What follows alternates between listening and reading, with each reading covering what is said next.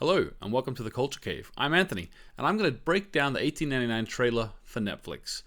Now, before I get into it, can you please like this video and subscribe to the channel? There's going to be plenty of 1899 content coming your way once it releases, and even, who knows, even before then, if theories start bubbling away.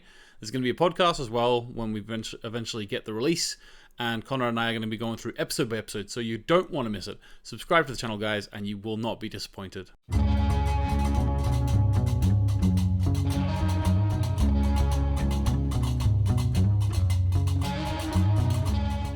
The teaser opens with a shot of a hand emerging from under a table and placing a pyramid on the carpet. The same pyramid we saw in the previous teaser. The hand seems to be a child's. In fact, based on the bloodstain on the cuff, I'm willing to bet that this is the same child that I thought was frozen in my previous video. Could this pyramid be some sort of key? Could it be a box with something inside? With this and a couple of other boxes, I am getting a bit of a Pandora's box feel from this, but we'll have to wait and see. Next up, we get a lovely shot of what I assume is the Kerberos, chugging away. We then get Emily Beecham's character, Maura Franklin, getting ready to go on the ship, I assume. There's a lot of emphasis placed on her wrists, which seem to be pretty battered, which based on what seems to be a flashback of her in a mental institution or being held captive in some way, is going to be a little link to her past. It also seems to be quite personal. Perhaps those scars on her wrists remind her of a time or a trauma which she wants to exact revenge upon in some way. I think that she definitely has a mission on this ship, and she's not just trying to go to America. I think she's got something going on. I'm going to predict that she's been wherever this ship is going to end up before, and because she spoke about it, she was put into a mental institution. Cheery stuff, I know. Then we get that town hall scene where everyone's listening to our fearless leader Ike. Interestingly, Rosalie Craig's character is also listening to him, even though I assume she's the leader of this cult, perhaps incorrectly. But he's the captain, I suppose, so keeping up appearances and all that. We also get a shot of this amazing piece of art on the wall behind them, which we'll talk about in a moment. One of those beard birthmarks on our captain. I mean, does it count as a birthmark if you can't see it till you're an adult? I don't know, is it a birthmark? I've never actually given that much thought. Ike is then shown to be an alcoholic, potentially? Well, he's definitely chugging that down pretty quick. I don't think the captain of these ships actually steers, so maybe it's not that big of a problem. This is obviously a hint to this being a flawed character. Troubled past again, perhaps? Or maybe it's actually just the enormity of the task that he has to carry out. The Danish family gathers around for prayer, with a couple of little blonde heads I want to draw your attention to. Maybe one of these children is the child we'll see later on, but I'll get back to that. The pregnant Danish woman, who I think is called Tova, don't know how to pronounce it, sorry, is not looking very happy and isn't taking who I assume is her mother's hand. Perhaps this is showing her mental state.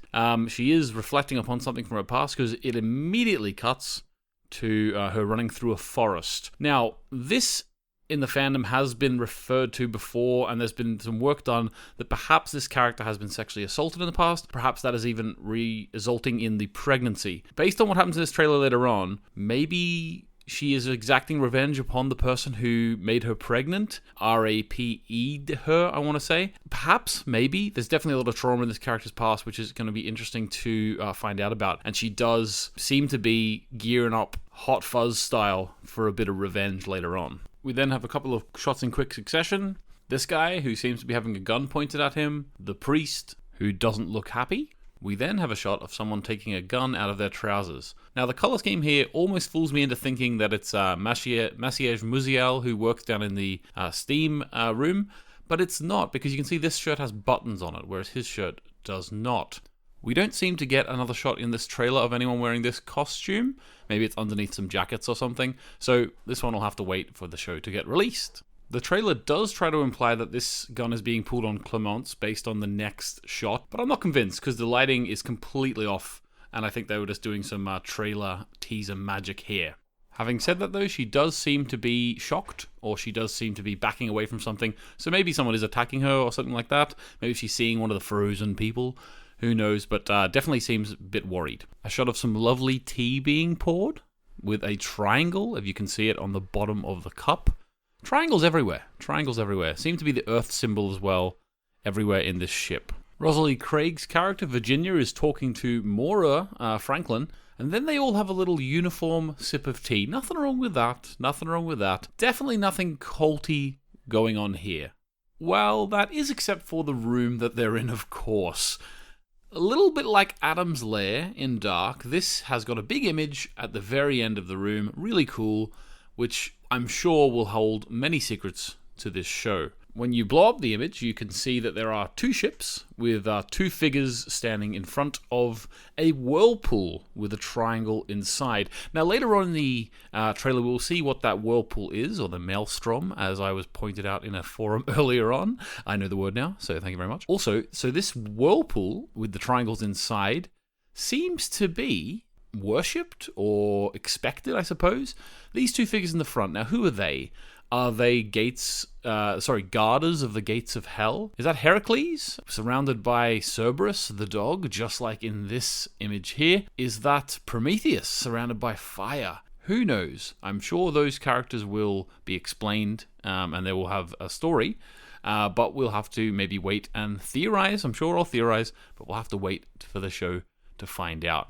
One thing I find very interesting about this, though, is that we are being revealed this cult room with this belief very early on. In Dark, we were showed that in Season 2, and we were sort of taken down that rabbit hole quite slowly. 1899 is giving us a lot at the beginning, and that's making me think that as we go through the show, and as it becomes more detailed and more complicated, we are going to have our expectations subverted here. It's almost like they've said, let's start where Dark ended, and then go even further. And you know what? I'm really, really up for that. The last thing I want to mention in this room is the Stations of the Cross style paintings around the room. I think these paintings are going to be telling a story which they worship, or which they want to come true, or from the ancient past, what they're trying to make happen again, potentially. But it's just like the Stations of the Cross. They're around the room, on the sides, and I think that they are going to have a story to them. Then there's a shot of a very wet and very mysterious Welshman. This character doesn't seem to be connected to anyone else in the show, and this character might be a surprise lead actor in the show. I get the impression there's something mysterious going on here. Perhaps this is our Orpheus after all. We interrupt this broadcast. Sorry guys, I forgot when I was editing or even just recording the video the first time to talk about the sound in the video. Very, very quickly, Maura Franklin is heard saying that everyone is running away from something. Everyone's got a troubled past. Really interesting. Great character background. And the other one thing I wanted to mention was in the moment when the Welshman, very wet Welshman, is on the screen, you hear Maura saying, "Wake up." Now, that maybe is a double meaning there. First thing I'm going to say is potentially that character is trying to wake people up from this cult. That's one thing. The second thing is, I think that she's saying that to the child that I thought was frozen. I think that's the case. I will also say, my wife came in with a Hail Mary theory, which she's wants to do, long-time viewers of this channel, and I thought I'd just mention it here, because otherwise I might not get a chance to mention it. She said that that child might be Maura's child, and that is actually the child that Maura was going to get back, and that would be really interesting. So, and that's why she's so intrigued with the newspaper. So, shout out to my wife for that theory. Let's see if it comes true. Back to it. And here it is. A crazy machine, which appears next to the word Dark, very much reminiscent of certain machines from Dark. These creators are great at designing machines. I wonder what this one does. I believe, I'm going to say it's either a communication device with another dimension, and the communication comes through as Morse code in these triangles, which we see on this little ticker tape, or it could be a navigation device in which you get out the coordinates that you need to go to, a bit like the island from Lost, a bit something like that potentially. Maybe you need to get the coordinates of where to go to find the maelstrom. That would be pretty cool. So maybe it's a huge red herring, and it's just how you control the boat. That would be maybe not the coolest thing in the world, but definitely red herrings galore. I'm sure we're going to get. So we'll see. Then we have a series of characters being spooked out with things while holding lanterns. Going to be a lot of lantern holding in this show, I suspect. A very pensive, mustachioed man, perhaps contemplating his wedding and how he doesn't want to be in it. Then we have the geisha. There's been some chat in the comments saying that the character will be Chinese because it is a Chinese actress, and that made me go and do some research. And apparently, geishas originally are from China, interestingly enough. Now, I don't know whether this is a full-on representation of what a Chinese geisha would be, but definitely the idea of geishas being from China That would lead to this costume being a little less strange for this character. That's just some history of geishas that I didn't know about. Is she dancing for someone, or is she just practicing? Interesting. If she is dancing for someone, who would she be dancing for? We get the pregnant Tova wielding a gun. Then we get a crowd of people wielding weapons. What could they be going to attack? You would think that if those bodies on the Prometheus are still frozen, if that is what happens, they wouldn't need to attack them with weapons. Maybe they're coming alive and they just don't like that. Then we get Lucas Lingard Tonnesson, Tova's brother, with a big scar on his face. Did this scar happen previously to getting on the boat? I'd imagine because it looks so healed that it did. Maybe that's part of his traumatic past. Everyone seems to be having a traumatic past in this show. We get a shot of the machine a bit closer up. We see some Morse code with triangles or whatever that is. We see the crowd marching with weapons again. Now we see that child, who I assumed was frozen and maybe had that pyramid, grabbing Maura's arm when she tries to comfort him. Now this is probably, in my opinion, going to lead to this child seeing Maura's scars on her wrists, and maybe a little bonding moment, and this might be the moment where this child starts to open up a little bit to Maura. Maybe Maura will become maybe the guardian of this child until he's returned to where he should be. Maybe this child has a lot of secrets. The pyramid would make us think that he does. Interested to see what's going on here. We see a character trying to get up onto the deck. Can't because the gate's locked. Now that raises the question, who would want to lock the gates? Why are they keeping people down? We can see that there is fog in the background. This maybe takes place in episode 3, which is entitled The Fog. So this is basically the part of the show where I think they don't know where they're going. Maybe a couple of characters do, and they've got a secret plan, but the fog's definitely going to cause some problems. Another character seems to have an issue with their wrists. We have some frozen people on the floor, or are they just the old-fashioned kind of dead? Not sure. I would assume they're on the Prometheus, or maybe they are on the Kerberos, and whatever's on the Prometheus is starting to affect the Kerberos. Who knows? Jerome looks freaked out. There's something which is really freaking them out when they see it. Is someone being frozen or dead on the floor gonna freak people out this much? I'm not sure. There's something going on that's making people lose their absolute minds. The mysterious Welshman seems to be on a mission, running the opposite way than everyone's traveling in the boat. Clearly he's trying to catch something before it happens. Maybe this is the moment he's been waiting for, that he got onto the ship for. Definitely an interesting motive on this guy that I want to find out about. And here it is again. Dark matter? I don't know what this is. This looks a little bit like graphite shards or graphene or bits of rock coming out of a wall, coming out of a window sill. I'm not quite sure what it's coming out of. To me, this kind of looks like the crystals, like sort of Superman's lair. Superman's Fortress of Solitude, but black, horrible crystals. What on earth is going on here? There had to be some sort of little crazy supernatural thing. From the very first teaser they released, there was these crazy supernatural sounds. I think this is proof that something supernatural is happening. I don't think they're going to go just the same sort of way they went with Dark, where it's just going to be time travel juice. I think there is going to be something. Maybe something's creeping in from the underworld. I don't know what's happening here, but it's really interesting to me, and I can't wait to find out. It does look a little different than the dark matter in Dark. It is more sort of rigid, more looks more solid to me. It actually looks like little shards of something coming out of the wall. It doesn't look like a goo to me. So there is a difference there. In the comments, what do you think? What do you think it is? Let me know. Love to hear your suggestions. Ike seems to have burned down his own house, or had it burnt down. Another troubled past for one of our characters. The triangle earth symbol tattoo that we saw on someone's neck in the previous teaser. I'm going to now stake a claim and say that I think this is that little child that they found. And this is Maura's hands inspecting it. That's what I think. Let me know what you think. Our Chinese geisha has a kimono. Don't really know what you call a Chinese geisha's kimono. Is it called a kimono? Maybe it is. With the earth symbol, the triangle on the back again. The cult symbol, it seems. And then you've also got the sea, you've got a tree, and a lovely, lovely yellowy pinky sunset color. What's this depicting? Not 100% sure. Is that some sort of tree of hell? Does that exist? Maybe tree of heaven, who knows? Interesting details on this character's clothes, though. Elevator buttons, one going up, one going down. Nothing to see here. Although, what does that red button do? 3 buttons reminds me of something. This scene seems to be the geisha standing outside a room where something horrendous has just happened. Lots of people are facing that way as if waiting to see what happened. She maybe just exited the room based on what we see next. It's Tova walking down the corridor holding a little girl. Now, is this little girl from the Christians' worship event earlier in the trailer? Or is this actually someone from the Prometheus? It does seem like Tova has some sort of personal connection due to this man holding his hat. The hat off the head and on the heart is always reserved for dead kids. I think that's the rule. A flare is shot up from the Kerberos, it looks like, with the Prometheus right next to it. Does beg a question, why would they need to be calling for help, even though they're the ones with the ship that's still working? Interesting.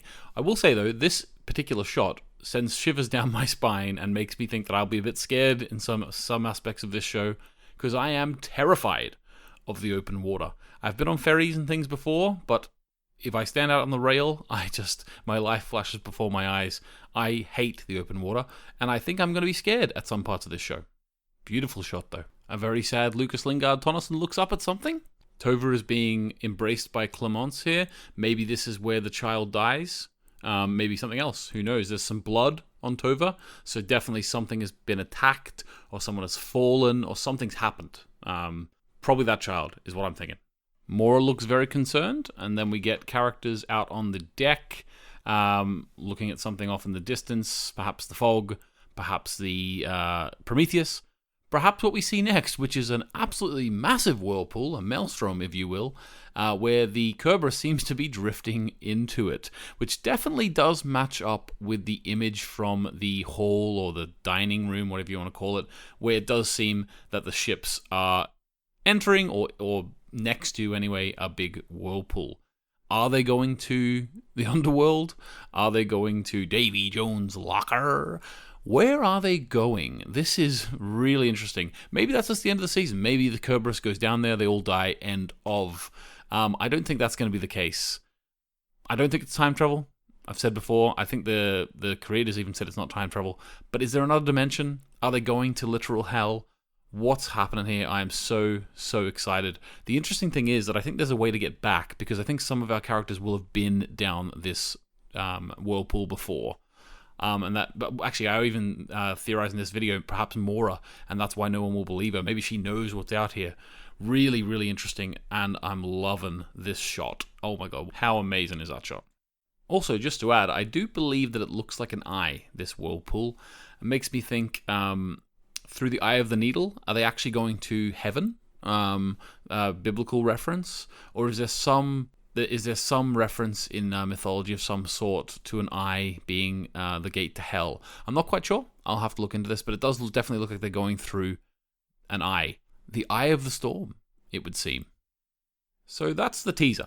Plenty of stuff to theorize. I'm going to be theorizing as the weeks go on. Cannot wait for this show to come out.